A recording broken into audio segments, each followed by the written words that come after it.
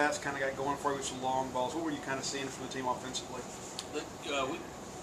They were on some balls pretty good early. I thought we hit some balls hard at them, too. I thought some of our guys, Gunnar Halter and Rowdy Voss, had some hard outs, but the home run by Tanner Allen I thought really was a big part of the game. The ballpark was playing pretty offensive tonight also, so early in the game or early in BP, we saw that and we were able to get, drive some balls. I think Voss hit a hanging breaking ball and then Tanner's big swing. Maybe one of the farther balls I've seen in the ballpark, just in a small amount of time. Speaking of Tanner, he bounced around the batting order a little bit against Tennessee, back up to number 3 tonight. How much of that is you, trying to adjust your lineup to what's going to produce the most runs, or how much is that, trying to send him a wake-up call? He's got multi-hit games and back-to-back now. It wasn't about sending him a wake-up call. It was just really trying to match up to the pitching of the other team. We need those lefties in the middle of our order to space our lineup out, and we were trying to kind of set up our batting order. They had Crochet in Tennessee, and some of those guys were trying to balance it out. Do you see Tanner starting to break out of it a little bit the last couple of games? I think so. He's had some really big swings. Tonight, there were some huge swings. Over the weekend, he had 2 hits off lefties. He had the big hit to kind of open up that first game, and then he had the home run on Sunday. So I'd like to think he's been swinging it pretty good lately. With Cole being a former starter, you gave him a 2-inning save tonight. That's something you could see happening going forward, that you might try to extend him more than just 1 inning? Well, we did. We had some guys that weren't available tonight either. So Cole threw, last Friday, so he's been off for a while. And he's pretty resilient, so he's a guy who can come back and pitch on Friday. But Leaves and Barlow were out because they threw so much over the weekend. So we were just trying to conserve and be ready for Alabama. What did you see out of Riley with it kind of an extended outing for him? I thought he was great. I thought he didn't get a couple pitches there in that one inning. He got hit, and he was facing some good hitters and just left one ball. Probably a ball up is what he did, so that guy took advantage of it. But I thought he was really good tonight. His velocity was good, and his location was. What's JT Ginn's status for this weekend? We're not 100% positive, but it's not a major thing. So he's still working, throwing it through today. We'll see how he feels tomorrow.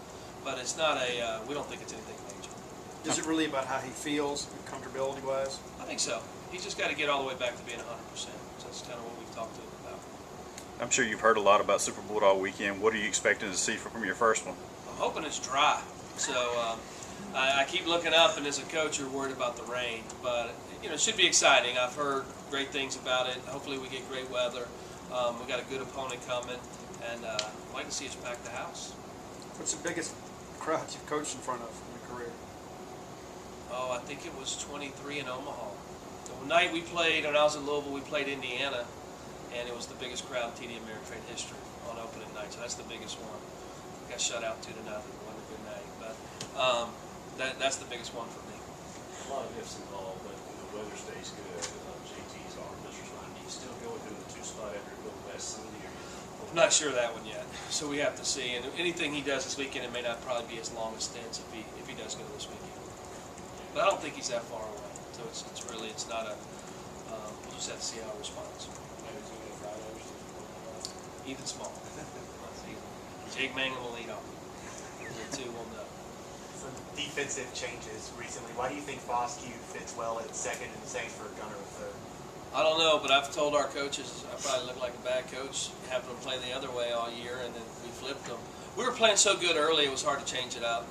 And then we've had some innings where we could probably play a little better defensively. And it's amazing, Foss reacts better at second, and Gunnar reacts better at third, and Marshall Gilbert. So I think it's more in their natural spots. I was really impressed with a couple plays Justin's made the last couple days. You mentioned the stadium felt like it played more offensively. What's kind of a tell? I think that wind that we had coming across, so it was just a lot of home runs in BP for both teams.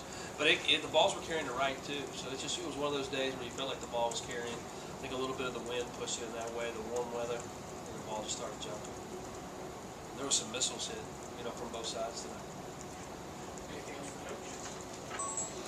Thank y'all.